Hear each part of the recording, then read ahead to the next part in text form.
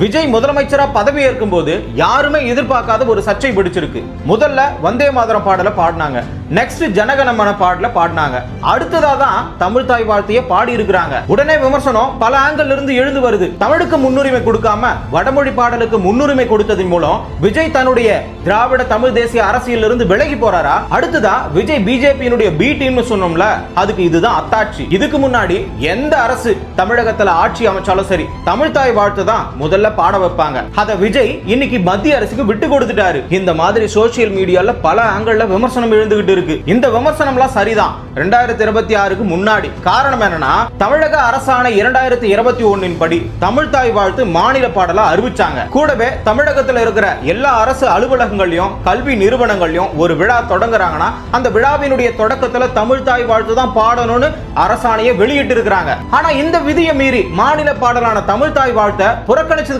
காரணம் என்ன? மத்திய அரசு 2026 புரோட்டோகால் விதி பிப்ரவரி மாசம் மத்திய உள்துறை அமைச்சகம் வெளியிட்ட புதிய தேசிய ஒருமைப்பாட்டு வழிகாட்டுதல் தான். எந்த ஒரு மாநில அரசு விழாவா இருந்தாலும் சரி, அந்த இடத்துல ஆளுநர் கலந்துகிட்டாருன்னா கண்டிப்பா முதல் பாடலா வந்தே மாதரம் தான் பாடி ஆகணும். இறுதியா தேசிய கீதம் பாடணும். மாநில பாடல் தேசிய பாடலுக்கு அடுத்ததா தான் பாடணும். ஏன்னா தேசிய பாடலினுடைய முக்கியத்துவத்தை எந்த இடத்துலயுமே குறைக்க கூடாதுன்னு சொல்லிட்டு அனைத்து மாநிலங்களுக்கும், அதாவது இந்தியாவில் உள்ள எல்லா மாநிலத்துக்குமே ஒட்டுமொத்தமா சேர்த்து மத்திய அரசு ஒரு சட்டத்தை ரிலீஸ் பண்ணிருக்காங்க. இது தமிழ்நாட்டில் தான் ஃபர்ஸ்ட் ஆரம்பிக்கிறாங்களா? கிடையாது. கர்நாடகாவில் 2026 பிப்ரவரி மாசம் சட்டமன்ற கூட்டத்தொடர் நடந்தது. அதுல ஆளுநர் கலந்துகிட்டதுனால ஃபர்ஸ்ட் பாடலா வந்தே மாதரம் தான் பாடினாங்க. அதே மாதிரி மகாராஷ்டிராவில் 2026 மார்ச் மாசம் அமைச்சரவை புதுசா தொடங்கினாங்க. அதுக்கு பதவி பிரமாணம் பண்றதுக்காக ஆளுநர் கலந்துகிட்டதுனால அந்த இடத்துலயே முதல் பாடலா வந்தே மாதரம் தான் பாடினாங்க. இதுல குறிப்பு என்னன்னா, இதுக்கு முன்னாடி இந்த ரெண்டு ஸ்டேட்லயுமே மாநில பாடல் தான் முதலா பாடிக்கிட்டு இருந்தாங்க. இப்ப நீங்க கமெண்ட்ல சொல்லுங்க, தமிழ் தாய் வாழ்த்து